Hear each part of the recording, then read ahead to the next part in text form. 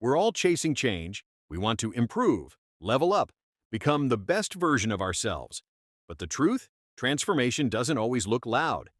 It doesn't always come from routines or goals or 5 a.m. alarms. Sometimes it comes from the things that look small, quiet, and almost ordinary. Because growth isn't always about doing more. Sometimes it's about doing something that brings you back to yourself. So today, let's talk about 7 hobbies that can quietly, yet powerfully, transform your life. 1. Reading, rewiring your mind. When you read, you step into someone else's mind. You borrow their memories, their lessons, their mistakes, and without realizing it, your brain starts to mirror them.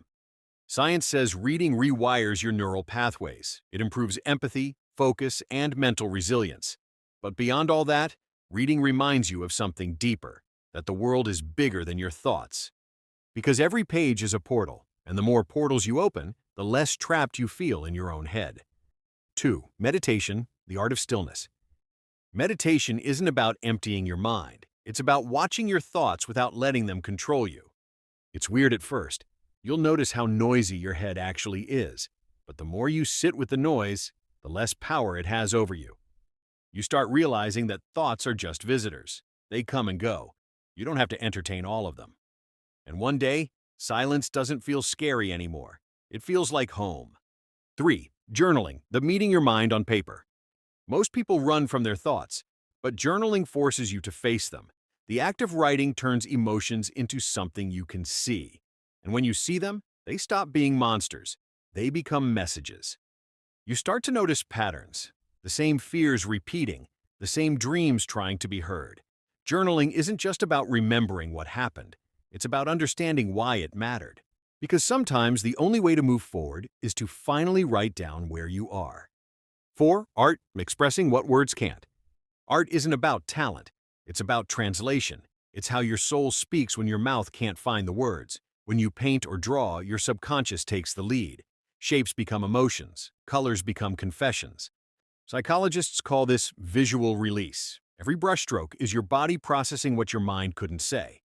So don't create to impress. Create to release. Because art isn't just decoration. It's therapy in disguise. 5. Walking, the forgotten superpower. Walking is one of the most underrated forms of thinking. When your body moves, your mind follows. Every step releases tension. Every breath resets your focus. You start to untangle your problems one thought at a time, like your feet are literally walking you through your confusion. Steve Jobs, Aristotle, Nietzsche, they all walked to think. Because movement clears the mental fog better than any screen ever will. Sometimes the answers you're looking for aren't in your head. They're waiting at the end of a quiet walk. 6. Storytelling or content creation, finding your voice. We live in a world that's loud, but storytelling teaches you how to speak with intention. When you create, when you write, talk, or share your story, you start hearing your own voice clearly for the first time. Every story you tell is a mirror. It shows you where you've been, what you've healed, and what still hurts. You don't tell stories because you have all the answers. You tell them to find them. And one day, someone out there will listen and whisper, "I thought I was the only one." That's when you realize your words didn't just heal you. They healed someone else, too. 7. Being alone in nature and remembering you're enough. There's something sacred about being surrounded by things that don't need your attention. The trees don't care about your past. The ocean doesn't care about your plans. They just exist. And somehow, that gives you permission to exist too. When you sit in silence long enough, you start to feel small, but in a peaceful way. Because nature doesn't ask you to be more. It reminds you that you already are. Sometimes peace doesn't come from doing more. It comes from remembering that you were always enough.